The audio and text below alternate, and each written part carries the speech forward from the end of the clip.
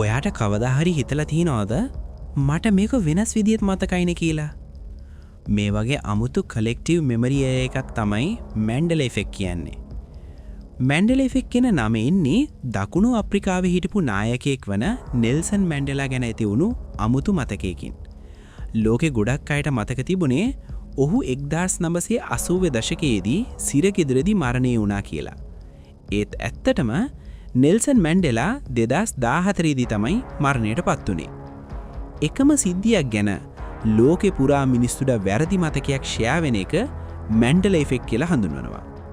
තව උදාහරණ තියෙනවා. ගොඩක් අය හිතන්නේ බෙරන්ස්ටේයින් බෙයාස් කියලා. ඒත් ඇත්ත නම The බෙරන්ස්ටේයින් බෙයාස්. ඉතින් ප්‍රශ්නයක් තියෙනවා. අපේ මතකයේ වැරදිද?